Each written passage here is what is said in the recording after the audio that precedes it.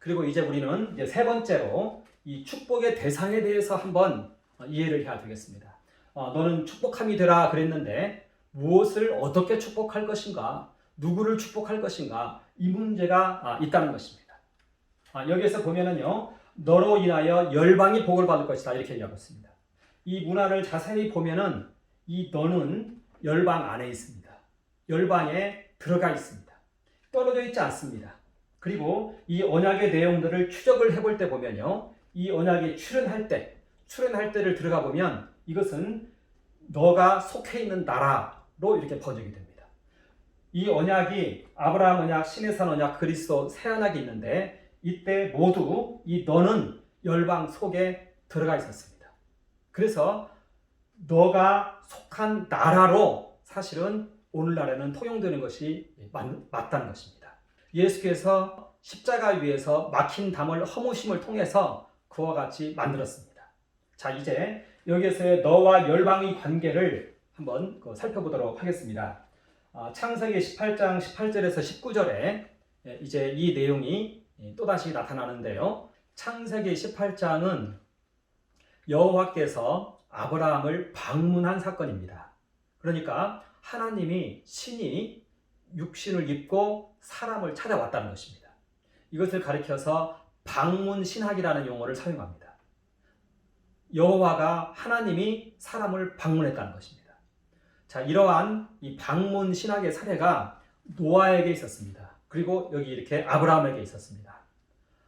언제 여호와가 방문을 하냐면요. 그리고 우리는 이 당시에 사용된 그러한 그 엘로힘이라는 신명에 대한 이해를 통해서 이것을 해석을 해보면요, 하늘에서 천상회의가 있었습니다.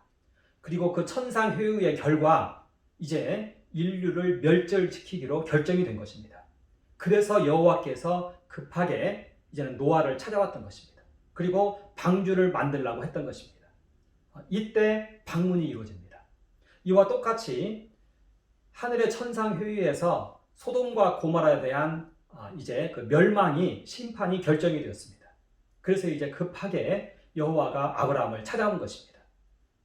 그리고 이제 아브라함과 이런 대화가 이루어지는 것입니다. 여호와가 그의 제사장인 아브라함을 찾아온 것입니다. 그리고 이제 아브라함과 대화가 이제 이어지는 것입니다. 점심쯤 왔다가 이제는 인류가 혹은 나라가 위기에 처했을 때, 멸절되는 위기에 처했을 때 하나님께서 이와 같이 방문을 하십니다. 식사를 하고 이제 여호와와 그 두 천사와 함께 이제 소돔과 고모라를 바라보면서 이 대화가 이어지는 것입니다. 이때 여호와께서 이렇게 말씀하십니다. 아브라함은 강대한 나라가 되고 천하 만민은 그를 인하여 복을 받게 될 것이 아니냐. 이게 18장 18절에 있는 내용입니다. 아브라함은 강대한 나라가 되고 천하 만민은 그를 인하여 복을 받게 될 것이 아니냐. 이게 많이 본 듯한 내용이죠. 바로 이 내용인 것입니다. 내가 더러 큰 민족을 이루고 내 이름을 창대케 하리라가 아브라함은 강대한 나라가 되고 이와 같은 내용입니다. 그리고 너로 인하여 열방이 복을 받을 것이다. 천하 만민이 그를 인하여 복을 받게 될 것이 아니냐. 같은 내용인 것입니다. 이게 평행본문이라고 합니다. 그런데 이때 여기에서 너는 축복함이 되라가 다른 용어로 나타납니다. 내가 너와 너의 후손을 택하여 세운 것은 의와 공도를 행하게 하기 위해서 택하여 세웠다. 이렇게 얘기합니다. 그렇게 하고 이제 여호와의 말씀은 이제 끝납니다. 그러면서 그 전에 소돔과 고모라에 대한 얘기가 있었습니다. 심판에 대한 얘기가 있었던 것입니다. 이런 상황에서 의와 공도를 행하라가 도대체 무엇인가? 우리에게는 이것이 여백으로 나와 있습니다. 이걸 해석을 해야 됩니다. 그런데 아브라함에게는 이것이 전혀 여백이 아닙니다. 곧바로 행위가 나타납니다. 중복이 되었습니다. 축복함의 행위가 나타났던 것입니다. 그래서 여기에서 이제 아브라함이 소돔과 고모라를 바라보면서 여호와 앞에서 혼신의 힘을 기울여서 6차례나 반복해서 기도를 합니다. 동일한 기도 제목을 가지고 기도를 합니다. 저희 소돔과 고모라에 의인이 있는데 심판을 내리시면 의인이 죄인과 함께 죽습니다. 이것은 공평하지가 않습니다. 이렇게 하면서 하소연을 합니다. 의인 50이 있다 하면 어떻게 하겠습니까?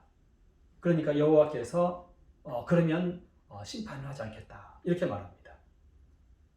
아브라함이 말합니다. 제가 죄송한데 한 번만 더 얘기하겠습니다. 50에서 5명 부족한 45인이면 어떻게 하겠습니까? 그래도 내가 용서하겠다. 한 번만 더 얘기하겠습니다. 40인. 또 한 번만 더 얘기하겠습니다. 30인, 20인, 10명까지 내려갔습니다. 6차례의 그러한 혼신을 다한 기도를 했던 것입니다. 자, 그런데 이때 우리는 여기에서 이것을 알고 있어야 됩니다. 소돔과 고모라는 바로 아브라함 자신이 기거하는 나라인 것입니다. 만약에 소돔과 고모라가 멸망을 당하면 아브라함도 함께 멸망을 당하는 것입니다. 이제는 거처를 잃는 것입니다. 그래서 실제로 소돔과 고모라에 대한 그 심판이 진행이 됐고요. 아브라함은 또다시 이제 요란하는 신세가 되었습니다. 이때 마므레 지역을 떠나서 헤브론으로까지 내려갔는데요. 아비멜렉 그 왕의 휘하에 있는 그 나라에 갔습니다. 거기에서 자신의 아내 사라를 누이라고 속이고 그리 들어가서 기거를 하게 되는 것입니다. 그래서 아내 사라를 뺏겼습니다. 그런데 하나님이 꿈에 아비멜렉이 나타나서 다시 이 사라를 찾았죠. 이와 같이 나라를 잃은 자가 되는 것입니다. 그렇기 때문에 아브라함은 소돔과 고모라를 위해서 그와 같이 간절함으로 기도를 했던 것입니다. 바로 이렇게 그 자신이 속한 나라인 것입니다. 이게 바로 열방인 것입니다. 그리고 이 축복함은 바로 중보기도를 말하는 것입니다. 그래서 이제 이 후에 보면요, 이게 발전을 합니다. 이게 이제 시내산 언약에서는 제사장 나라로 발전하는 것이고요. 그리고 예수 그리스도의 새 언약에서는 하나님 나라로 발전하는 것입니다. 물론 그 사이에 이스라엘이라는 나라가 있었는데 여기에 보면은 이제 이스라엘이라는 산이 모든 산들보다 높이 뛰어난다 이렇게 얘기를 합니다. 다윗과 솔로몬 때에 그랬습니다. 그것은 장차 예수께서 친히 이 나라의 왕이 될 때 그와 같은 일이 발생을 하겠죠. 그러나 이 세계는 현재 정상적인 이 법으로 돌아가는 세계가 아닙니다. 정상적으로 이 나라의 정사와 권세가 출현하는 세계가 아닙니다. 이것은 마키아벨리의 군주론에 잘 나타나 있습니다. 이 세계는 비정상적입니다. 이 비정상적인 세계에서 이 하나님 나라가 모든 나라 위에 있다. 이것은 맞지가 않습니다. 오히려 그런 나라는 멸망을 당할 겁니다. 오히려 하나님 나라는 이와 같이 근저에 있는 것입니다. 근저에 있으면서 그 나라가 확장되어 가는 것입니다. 오히려 그들이 보호를 해주기 때문에 그렇습니다. 그래서 이제 여기에서의 너와 열방의 관계를 우리는 한번 살펴볼 수 있다는 것입니다. 말하자면 여기에서의 이 열방은 아브라함의 그리고 우리 그리스도인들의 기도의 대상이 되는 열방을 말하는 것입니다. 우리는 이것을 찾아볼 수 있다는 것입니다. 봤을 때 아브라함 언약에서는 여기에서의 너는 아브라함입니다. 그리고 열방은 그 당시에 소돔과 고모라였습니다. 그리고 소돔과 고모라와 또 6개국 정도가 그곳에 있었으니까요. 그게 열방이었던 것입니다. 그 중에서도 소돔과 고모라가 자신에게 이 삶의 터전을 마련해 주었습니다. 바로 이 소돔과 고모라가 아브라함에게서는 열방에 해당되었던 것입니다. 그리고 시내산 언약에서는 이 제사장 나라와 애굽 이렇게 되는 것입니다. 자, 그런데 이 제사장 나라는 이스라엘인데요. 이제는 애굽의 치하에서 이제 나라가 이루어졌습니다. 200만 명이나 되는 70인에서 200만 명이나 되는 그러한 나라를 이루었던 것입니다. 애굽의 보하에서 이렇게 발전을 한 것입니다. 그런데 이제 이 애굽에서 이 제사장 나라를 멸절시키려고 합니다. 그래서 이제 출애굽의 사건이 발생을 했다는 것입니다. 자, 여기 언약에 보면은요, 너를 축복하는 자에게는 내가 복을 내리고 너를 저주하는 자에게는 내가 저주하리니. 애굽이 이스라엘 나라를 이렇게 멸절시키려고 하자 하나님께서는 애굽을 심판을 했던 것입니다. 모세를 쫓아온 그 모든 무리들이 홍해에 다 수장이 되었습니다. 그리고 여기에 쫓아왔던 그 무리들은 이제 크게 쇠퇴를 해서 그때 왕정이 바뀌어버렸습니다. 애굽의 왕정이 바뀌어버렸습니다. 투투모세로 추정이 되어지는데 이때 이제 그 왕정이 바뀌었습니다. 자, 그리고 이제 새 언약에 있어서는 이제 너는 하나님 나라가 되는 것입니다. 그리스도인들이죠. 그리고 로마가 되는 것입니다. 이때 이 하나님 나라는 이스라엘인데요. 이 이스라엘이 이제 영적 이스라엘로 승화를 했습니다. 그리고 그때 예수께서 이 유대인과 이방인 사이에 막힌 담을 허물어 버렸습니다. 그리고 그 참 이스라엘을 하나님 나라라고 칭했습니다. 그러자 이제 이 하나님 나라가 막힌 담이 제거가 되니까 로마의 시민들에게도 깊이 있게 이제 복음이 전파됩니다. 거기에서 믿는 자들이 나옵니다.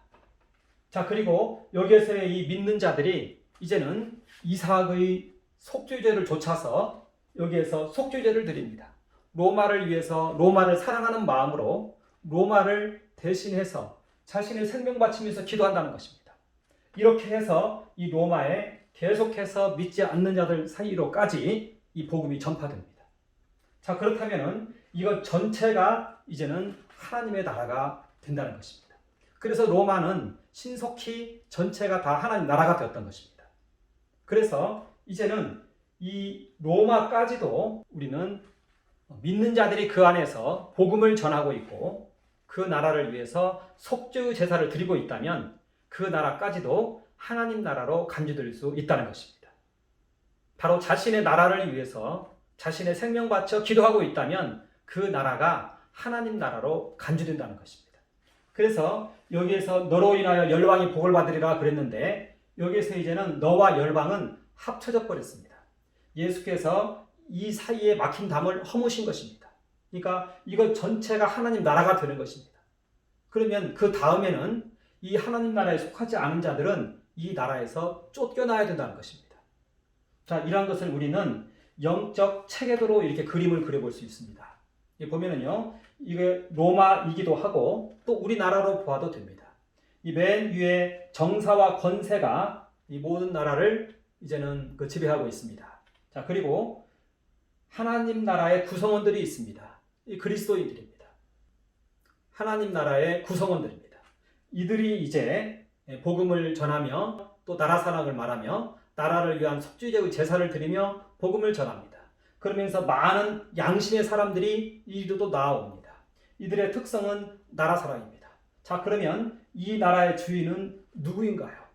이 나라 사랑하는 이 사람들이 주인이라는 것입니다. 오히려 이 나라를 통해서 사업하려고 하는 사람들이 이 나라의 주인이 아니라는 것입니다. 이들은 쫓겨날 것입니다. 이 나라에서 쫓겨날 것입니다. 이것 전체가 이제는 하나님의 나라가 되는 것입니다. 왜냐하면 나라 사랑의 그리스도인들의 주인은 하나님입니다.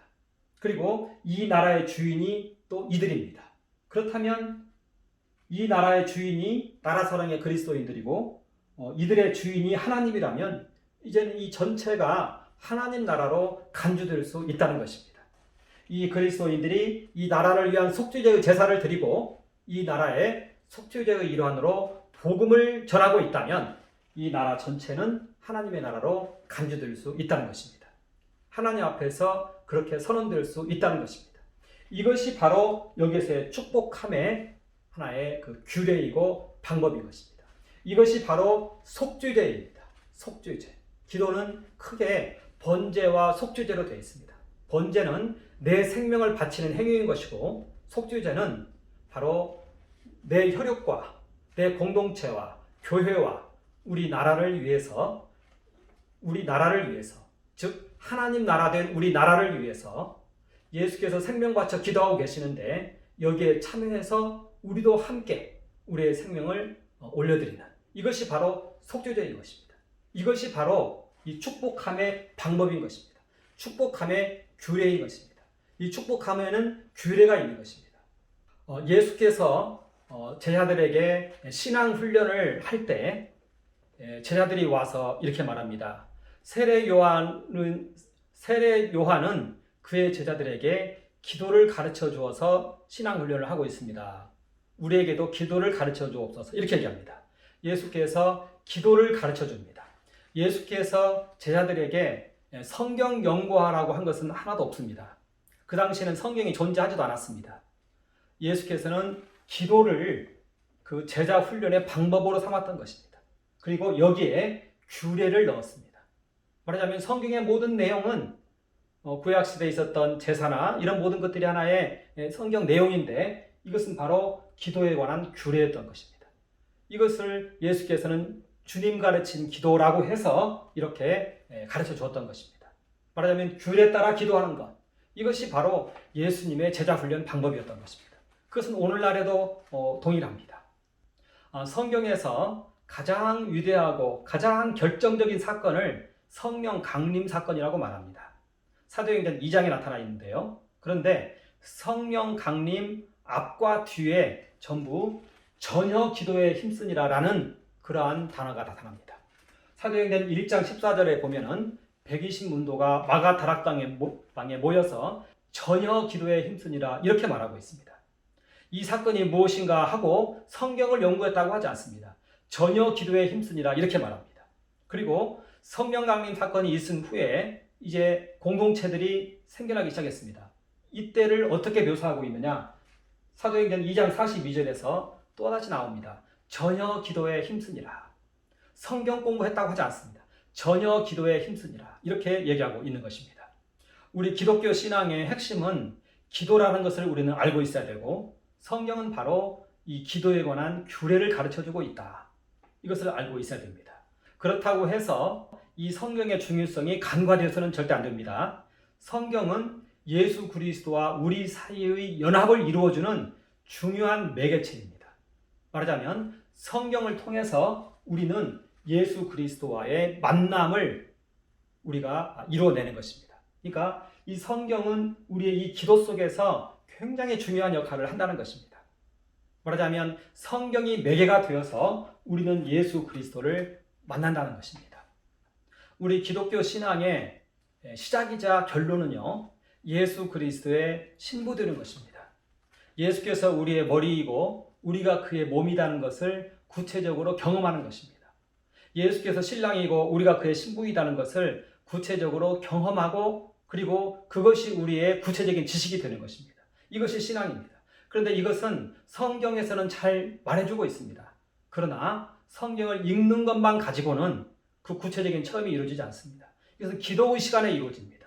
기도의 시간에 이 성경 위에 계신 실제의 예수님과 우리와의 만남이 이루어진다는 것입니다. 실제적인 만남이라 해야 된다는 것입니다. 예수께서 우리의 머리이시고 우리가 몸이라고 합니다. 그래서 우리 안에 예수님의 생명이 있다고 합니다. 우리의 피가 예수의 피라고 말하고 있는 것입니다. 이것은 우리가 지식으로는 많이 들었습니다. 그러나 이것을 이제는 기도하면서 경험으로 주님께서 주시는 그러한 그 은혜로 이것을 우리가 경험을 할 때 이것이 참된 구체적인 지식이 된다는 것입니다. 그런데 그러한 참된 구체적인 지식은 기도를 통해서 내려오는 것이지 우리의 생각으로 그 내려오는 것은 아니라는 것입니다. 우리가 단을 쌓고 여호와 이름을 부르는 것은 그렇기 때문에 우리에게 너무 소중하고 또 언약의 내용이 바로 이것이라는 것을 우리는 알아야 된다는 것입니다. 자, 그래서 제가 한 가지를 제안을 하고자 합니다. 우리는 신앙 고백의 삶을 살아야 됩니다. 그리고 또 십자가 제사의 기도를 깊이 있게 할 수 있어야 되겠습니다. 십자가 제사에 대해서는 이 강의 후반부에 함께 나누도록 하고요. 먼저 우리는 우리의 삶이 그리스도께 드려져야 됩니다. 이것은 우리가 하루에 3번씩 신앙 고백의 기도를 하면은 우리의 삶이 드려집니다. 아침에 출근할 때 신앙 고백문을 스스로 작성들을 하셔야 됩니다. 신앙 고백문을 작성을 해서 한 10분에서 15분 정도의 분량으로 작성을 하시면 됩니다. A4 용지로 한 3장, 4장 정도 작성을 해서 이 신앙 고백문을 읽으면 됩니다. 아침에 출근할 때 한 10분, 15분에 걸쳐서 읽고 또 저녁에 퇴근할 때 그것을 읽습니다. 그러면 지하철이 우리의 기도원이 되는 것입니다. 그리고 점심시간에 식사하고 그리고 한 10분에서 15분 정도 이 신앙 고백문을 읽습니다. 그러면 이제 사업장이 그리고 직장이 이제는 기도원이 되는 것입니다. 이렇게 해서 우리의 삶이 드려져야 됩니다. 그렇게 할 때 우리의 삶에 큰 평화가 찾아옵니다. 그리고 천국이 시작되는 것입니다. 그런데 이때 중요한 것은 이 기도는 규례를 좇아서 하는 것입니다. 그래서 우리가 기존의 신학이나 성경을 깊이 있게 배운 사람들은 이 신앙 고백문을 스스로 작성할 수 있습니다. 그 안에 사실 중보기도와 이 모든 것들이 다 포함되어 있습니다. 그래서 그렇게 하시면 됩니다. 그런데 이제 신학적 지식이나 성경적 지식이 부족한 사람들을 위해서 제가 이 신앙 고백문을 이제 동영상을 좀 찍어서 제가 올리도록 하겠습니다. 낭독을 해서 그곳에 올리도록 하겠습니다. 그리고 그곳에 자막이 있으니까 이 자막의 내용을 이제는 쓰고 그리고 천천히 여기에 변화를 시켜서 자기의 것으로 만들면 되겠습니다. 그래서 신앙 고백문은 이제 자신의 환경과 여건에 따라서 또 자신에게 신앙 지식이 주어지는 것에 따라서 이건 계속적으로 발전을 하게 될 것입니다. 그런데 이렇게 하루에 3번씩 하는 이 기도는 우리의 평생을 가도록 해야 되겠습니다. 그렇게 해서 우리의 삶이 하나님께 드려지는 삶이 되도록 언약의 삶이 되도록 해야 되겠습니다. 아브라함의 언약은 기도가 우리의 삶 속에 들어와서 단을 쌓고 여호와 이름을 부르는 여기에 있는 것이지 이 내용을 머리로 이해한다고 해서 이루어지는 아니다는 것입니다. 이것이 꼭 우리의 삶에 자리 잡을 수 있도록 해야 되겠습니다. 잠깐 한번 제가 기도하겠습니다. 하나님 우리 아버지 경배합니다. 찬양합니다. 이제는 저희가 아브라함의 언약을 좇아 단을 쌓고 여호와의 이름을 부르는 이러한 삶 속으로 들어가고자 합니다. 하루 3번의 이 신앙 고백의 기도가 지속되어지게 해주시고 하루 3번의 이 신앙 고백의 기도 가운데 성령의 기름 부어주시고 이것이 우리 일상의 삶이 되게 하여 주시옵소서. 이 안에서 우리가 번제와 속죄제의 제사를 드리는 우리 모두가 되게 하여 주시옵소서. 감사합니다. 예수님 이름으로 선포하며 기도합니다. 아멘. 감사합니다.